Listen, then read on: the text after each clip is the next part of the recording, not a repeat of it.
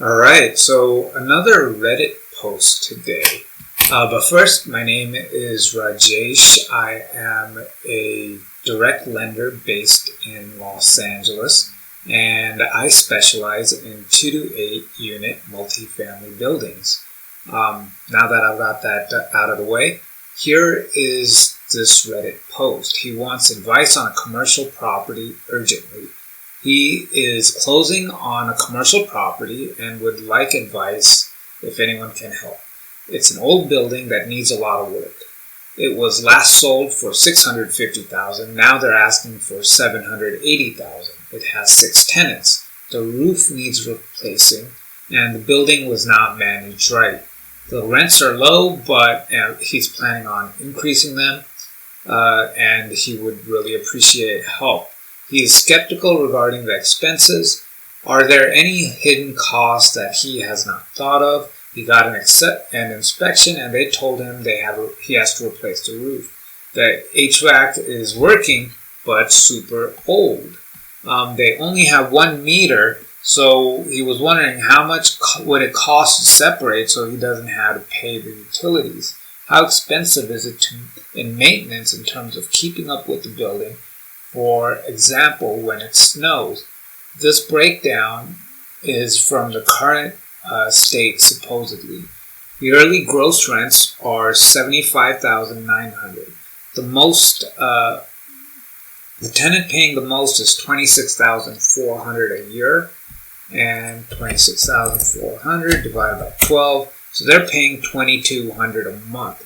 That's the top paying tenant. Everyone else is way below market rents, and it's doubtful that this is even market rent.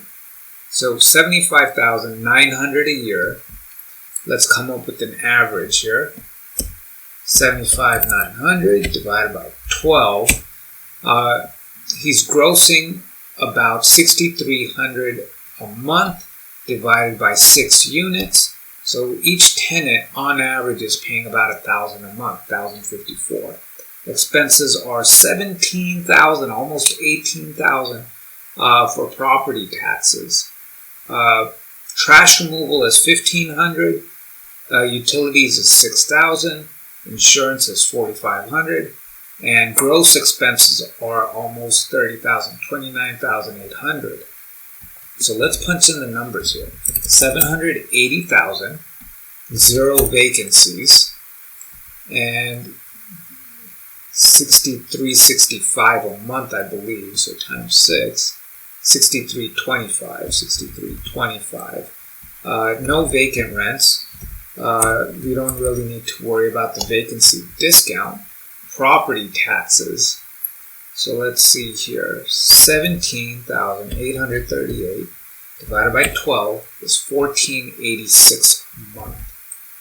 $1,486.5 a month. Let's see what insurance is. It's $6,000 a year, or $500 a month. Yeah, I did that in my head. Utilities are $1,500 a month. So $1,500 divided by 12 is $125. So let's say utilities are 50, 50, and 25, or even 25 and 50. Let's see what trash is. Trash removal is $1,500. Oh, I got this wrong. Utilities are $6,000. So that's what? $500 a month, right? 6,000 divided by 12, that's 500. And I got 3 basic utilities here: water, gas, electric. So let's divide that by 3, 166 for each. 7. That should give us 500. He does not have anything here for property management, so that's one cost that he needs to worry about. And I got this one wrong. Property insurance is $4,500. which is fairly cheap compared to California. A 6-unit in California would be $1,100 per unit. So $4,500 for 6 units is pretty good. That's $375 a month. So let's see, property management I'm going to put at 8% of gross rents, $63.25. Well, actually, he didn't put it down, and let's say he's self-managing, no property manager, so that's 0. Maintenance. His question was, how much should he keep? Should he dedicate towards maintenance? I put 10%. And even if it doesn't cost you 10% in that month, I like to put it in a separate bank account so that if there's one big expense like roof repair or furnace repair, I just use the money from saved up in that maintenance account to pay for it. One pro tip is try to get financing from the contractor, in-house financing, and then use the maintenance account to pay for it. That way you're never fully emptying it in case you have another big repair, especially on old buildings like these. Pest control. 6 units, more people, more trash. You're probably going to have some pest issues. $180 per month for 12 months is probably excessive. You're likely going to have to pay anywhere from maybe $500 every 6 months. So maybe $1,000. Let's say 1,000 divided by 12, that's $83 a month, because these are monthly operating expenses. Legal for evictions and stuff, I have it currently at $120 times 12, that's $1,440. That's probably after stabilization. When you're buying a new building, it's probably going to be closer to like $5,000 just to evict all the tenants all at once, and your lawyer might be able to get you a good rate. So, but that's a one-time cost, so I'm not going to consider that here. Another thing, so something like this, he's got HVAC problems. It's working but super old, and the roof needs replacing, and the building was not maintained right, managed right. So there are probably a lot of deferred maintenance issues, maybe even the plumbing, maybe some electrical issues. What I would suggest to him is, rather than just getting a normal loan and funding these repairs out of pocket or from the rents, would be to get a fix and flip loan or a fix and rent loan. And the way that works is it funds the purchase price and the cost of the rehab. And then after you finish doing the rehab, you refinance it and then rent it out, or you fix it up, rent it out, and then do the refinance. But the issue here is that you do not want to be coming out of pocket on the repair costs. You would rather finance them so that you can amortize them over 30 years and take less of a hit financially and still cash flow. So let's see, advertising, that's if you have a lot of turnover. If you've got long-term tenants, it's really 0. So his net operating income, this is before he's paid the loan, is $3,000 a month. So that's less than half of his gross rents. Whoops. Let's see here, 3,000 times 12 is 3606. So let's see what this adds up to here. He was saying that his gross income is $75,900 and his gross expenses are $29,838. So that's $46,000. That's $10,000 we're not accounting for. Maybe that's his profit. Maybe that's the property management fee. Maybe that's the maintenance cost that he's not accounted for. And at property management fee is $500 a month at 8% of the gross rents. And maintenance is 10%. So let's see here, 506 plus 633 times 12, you're looking at about $13,000 he's not accounting for.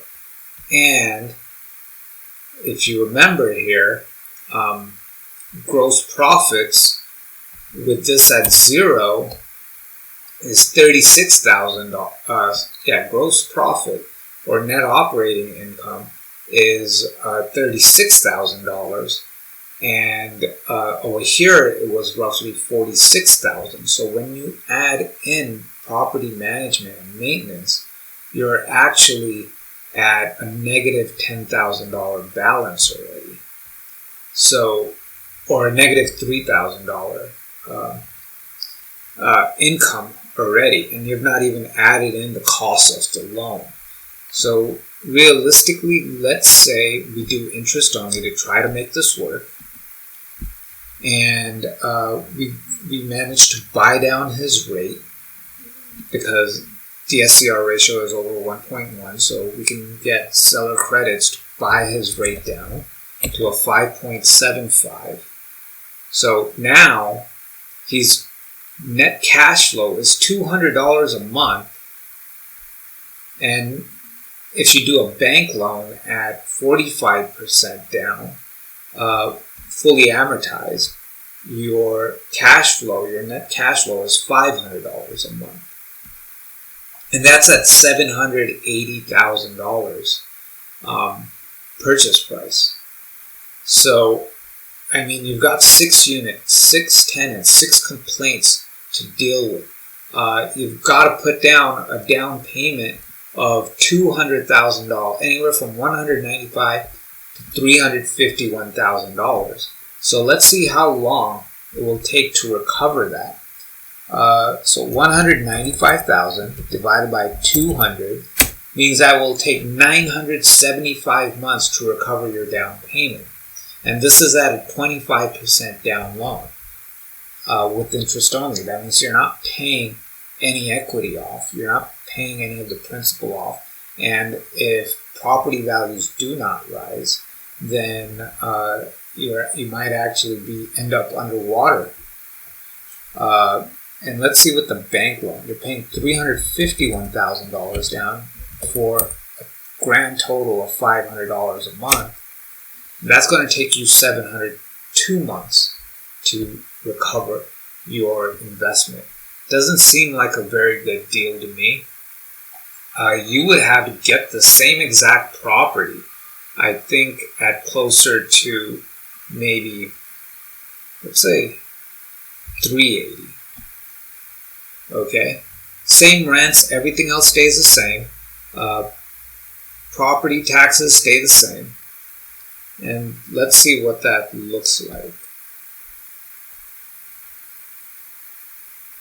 Now you're netting $1,637 a month. Now it might be considered worthwhile. The more you put down. So let's see what that actually looks like.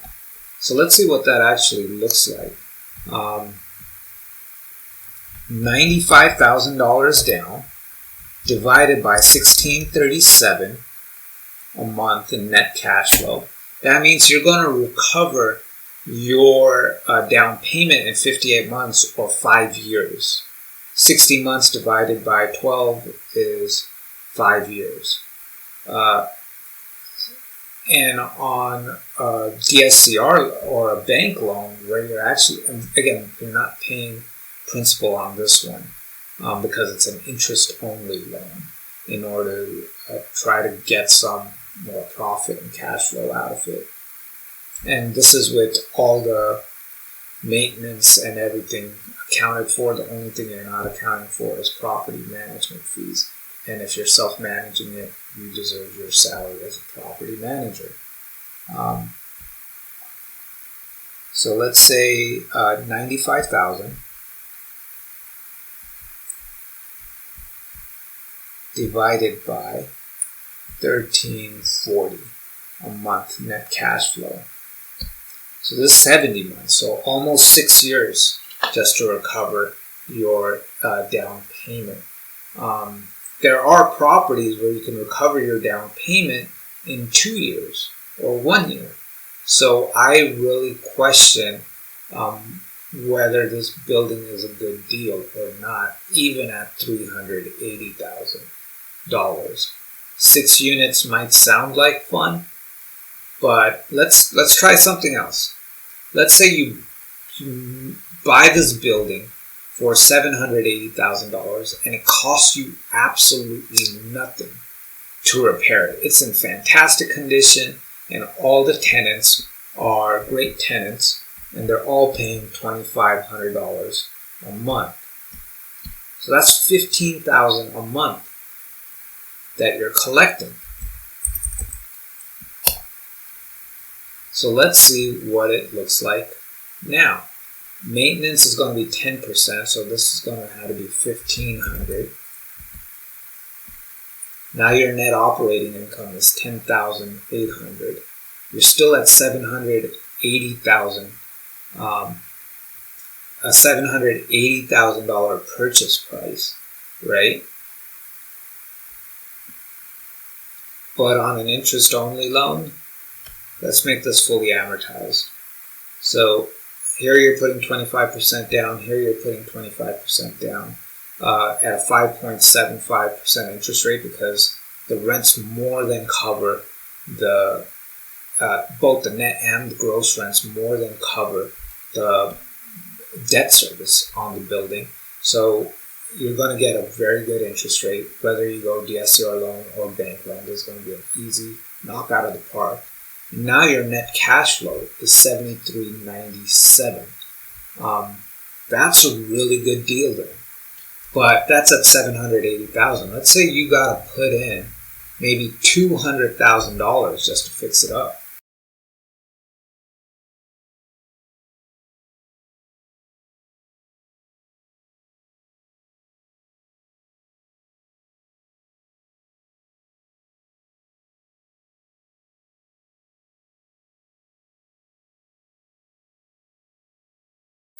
Right? Now your net cash flow is $6,500 or $1,000 per unit. Well, closer to maybe $1,100 a unit. Somewhere between $1,000 and $1,100 per unit net. And this is without a property manager.